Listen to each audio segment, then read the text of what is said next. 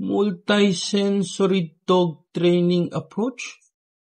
Ano nga ba to? Nagagalit ba ang aso mo kapag nakakita ng hayop o ng ibang tao? Tumatahol ba siya kapag nakakarinig siya ng doorbell? Hirap ka bang ilakad ang aso mo dahil sa malimit na pag-amoy ng lupa at ng kung ano-anong bagay sa kalsada? Umaangel o nagagalit ba ang aso mo tuwing siya ay hahawakan? Pause up mga tropa peeps, ako si Lester Sapanta, the Pinoy Dog Whisperer, ang inyong gabay sa pag-aalaga ng aso. Paano nga ba makakatulong ang multisensory dog training approach para mabawasan ang mga behavior issues ng ating mga alagang aso? Ang multisensory dog training approach ay isang paraan kung saan ine-engage natin ang mga senses ng ating mga aso. Nandiyan ang sight, sound, smell, and sensation. Layunin nito na turuan natin ng necessary skills ang ating mga aso para makakope siya sa mga sitwasyon na nakakaharap niya sa pang-araw-araw na pwedeng makapagdulot ng behavior issues niya. Maaari kasing kahit na hindi natin sinasadya o aksidente na yung isang experience ng aso ay maging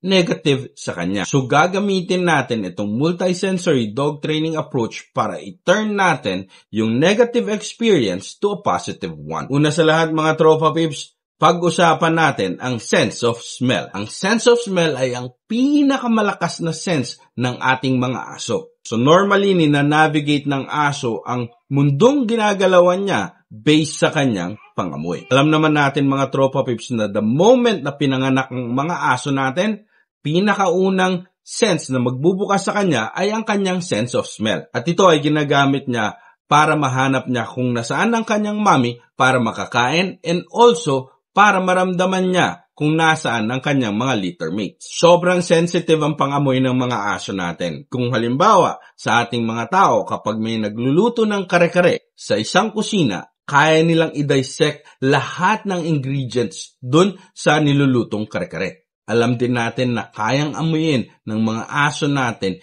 yung mga malalayong scent. Kaya nga madalas ginagamit ang mga aso sa pag-track, search and rescue, mga bomb sniffing and drug sniffing activities. Meron din na scent memory ang mga aso natin. Kung naamoy ka na nila way before nung tuta sila, nandun na yon sa kanilang memory at pag naamoy ulit nila yung certain scent na yon, babalik lahat ng alaala nila. Itong sense of smell ng mga aso, mga tropa pups, ang isa sa pinakapaborito kong gamitin kapag nagtre-training kami. Para gumawa ng mga nose work activities, para mag-search siya ng mga bagay-bagay. Kasama ko ngayon si Bebe P and meron kaming hip and joint ng The Perfect Pose. Yung isa walang laman, ang gagawin natin, ilalagay natin yung isa dito, tatago natin, and hahanapin niya. Lalagyan ko muna siya ng gabay para hindi niya makita. Ano nga ba ang gabay?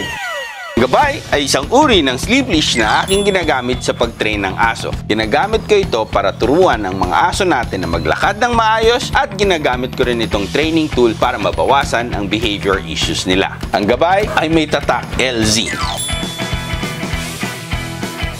So mami, waka mo muna si Bebe P. Walang dayaan, walang tingin-tingin. Search. Ready ka na? Go search. Go search. Search. Ayun na oh. Gumagana na yung ilong nyo. Search. Search. Search. Search. Yun oh. Ang galing! Very Very good. Ang lakas talaga ng pangamoy mo. Okay. Bebe P, search. Search. Hindi kayo dahil search. Search. Ayan na naman. Gumagana naman ang ilong ni Pablo. Search. Search. Go search. Sana, go search. Ayan o. Rinig niyo yung pang-amoy na yun? Search. Hinirapan ni Daddy eh. Hinirapan ni Daddy. Ayun! Kuha pa rin! Ang galing talaga! Ang isa sa pinakapaborito ko ay ang para mas maging sociable ang mga aso. Paano naging connected yung pagiging sociable ng aso sa ilong? Mas magiging curious yung mga aso natin sa ibang mga aso at ibang mga tao.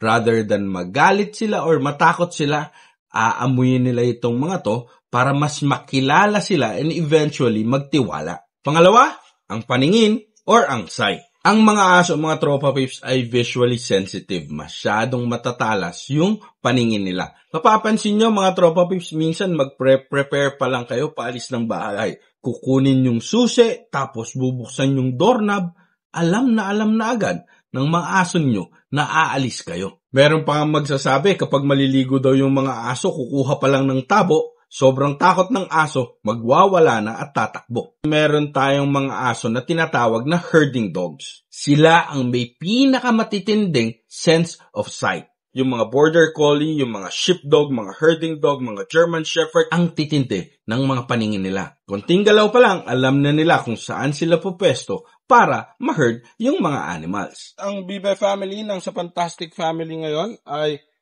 gagamitin natin kasama si Nene. Alam natin na herding dog si Nene and ayaw ko na i-herd niya itong mga to. Kaya naman meron akong treats ni Tatang dito pang counter condition sa kanya. So ito nilalapit ko. Ayun nakatingin, alert, ayan, medyo umaamoy. Kung hinayaan natin na yung first introduction ni Nene dun sa mga bibe, ay habulin niya, malamang tuwing makikita niya to, hahabulin niya talaga. So, kung alam natin na mataas ang prey drive ng mga aso natin, target lock na agad. So dapat gamitin natin itong sense na to on a positive note rather than hayaan natin na manghabol yung mga aso natin na nagbabike ng ibang aso, ng ibang animals. Pwede nating turuan ng mga aso natin na gumamit ng flirt pole o kaya ng fetch. Sa gantong paraan, mailalagay natin yung focus ng mga mata nila dun sa laruan kesa dun sa mga bagay na ayaw nyong habulin nila. Pangatlo, mga tropa pips, ang sense of hearing. Sensitive ang pandinig ng mga aso natin. May kulog, may kidlat, may paputok, may loud sound, natatakot sila. Meron din namang mga aso na kapag nakarinig ng doorbell or kaya kaluskos, galit na sila. Ayun So, alam natin na walang doorbell dito sa asyenda ni Tatang. So, first time niya lang marinig niyan. So, ngayon, every time naririnig niya yung doorbell, binibigyan ko siya ng treats and ang nagiging reaction niya is positive. So, ngayon, pwede ko siyang paupuin habang naririnig niya yung tunog ng doorbell. Antayin kong kumalma. Yun, mas kalmado. Yan. Well, kagaya niyan, wala siyang pakialam dun sa doorbell. So kung yung mga aso nyo ay may problema na dun sa doorbell, pinakamaganda, i-exercise nyo muna sila. After the exercise, do this activity. Kaya madalas na magbabark yung mga aso natin kapag nakakarinig ng doorbell, it's because it's an unconscious learned behavior. Ibig sabihin, nasanay siya sa response sa doorbell with a heightened emotion or uncertainty. Hindi lang naman takot o nervyos yung pwedeng dalhin ng sense of hearing. Pwede naman sobrang excitement. Napansin nyo ba minsan kapag magbubukas kayo ng treats ni Tatang o kayong mga plastic na nadidinig ng mga aso nyo, sobrang excited na agad sila? So nakikita natin yung extreme reaction ng mga aso natin sa mga nadidinig nila. So alam natin ngayon kung saan ang pinanggagalingan ng mga behavior issues na to, ang pangit na association ng mga aso natin sa nadinig nila. Pang-apat, ang sense of touch o sensation. Dogs also learn through their sense of touch by using their paws o kaya naman yung muzzle nila o kaya naman yung mga body bumps na nararamdaman nila or kapag pinepet natin sila. Dito sa hasyenda ni Tatang, iba't ibang surfaces yung nararamdaman ng mga aso ko. Merong gravel, may sand, merong wood, may tiles, may cement, may concrete, may grass, at kung ano-ano pa. Another thing mga tropa pips, kung papansin niyo, laging may folding bed dito sa asyenda ni Tatang. Kasi gusto ko na nagtatabi-tabi yung mga aso ko para nararamdaman nila yung ibang mga kapatid nila na medyo masikip, nadadaganan, natatamaan, na hindi sila magagalit. Karamihan ng natatanggap kong mga tanong, may mga aso na nagagalit tuwing ginugroom sila, tuwing hahawakan yung paa nila, o kaya naman hihimasin sila. Ito ay dahil sa nagkaroon sila ng bad memory dun sa sense of touch na yon. Ito ay bagong nail clipper, hindi pa ito nagagamit kay Ponpon, and at the same time, i-introduce pa rin natin ang tama kay Ponpon. Ayan, mapapansin nyo, inamoy niya, that's the sense of smell, the sight, nakita niya, and papatunugin ko. Ayan, nakita nyo, medyo nag-aalangan kasi bago. Tapos, sense of touch. Yan lang muna. Yan lang. Tapos, reward natin si Ponpon ng treats ni Tatang. So, Ibig sabihin, habang ayun o, nakita niyo, mas naging komportable. Habang nararamdaman niya, yan, bigay. So ngayon, mas komportable na siya, time for us to cut the nails. Kung unang experience niya sa pag-grooming ay nasaktan na siya nung hawak yung paa, then definitely yung mga susunod na hawak ng paa, magda-doubt na yung aso mo, nenervyusin and matatakot. Hindi natin nare-recognize yung sinasabi ng body language nila and tinutuloy lang natin yung gusto natin gawin sa kanila. Kailangan muna ng proseso na maging comfortable siya at mapaltan yung bad experience niya tuwing may humahawak sa paa niya with a good experience. Using the multi-sensory dog training approach, we will allow Nene to smell this. Ayan, dito muna. Ayan, kita niyo, lumalayo. Shh! Dito, medyo nadudulas si Nene. Iniwan ko lang dito yung nail clipper. Okay? So, antayin natin yung moment na ready na siyang amuyin yung nail clipper. Ayan, lagay ko lang dyan. Alam niya yan na nandyan yan. Pero, habang iniiwasan niya ng iniiwasan, it only shows na hindi pa siya ready. So, huwag niyong pipilitin na gupitan yung kuko yung aso kung hindi pa siya ready. So, ito. There you go. Nakita niya, nung pinresent natin, di natin minadali, inamoy niya. So, yun yung first sense of smell. Ngayon, yung sight, nakita niya na, pwede natin iganto-ganto, laro-laro, nakikita niya. Yung susunod doon, yung sense of hearing. So, paparinig natin kay Nene to. Ayun, no?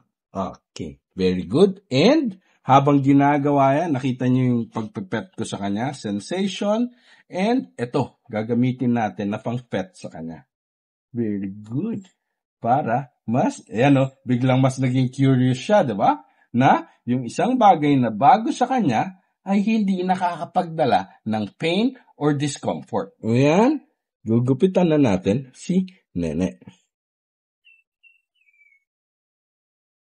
Yun, very good. Yan ang benefit ng multi-sensory dog training approach. So ayan mga tropa peeps, sana madami kayong natutunan sa episode na to. Ako si Lester Zapanta, the Pinoy Dog Whisperer, ang inyong gabay sa pag-aalaga ng aso.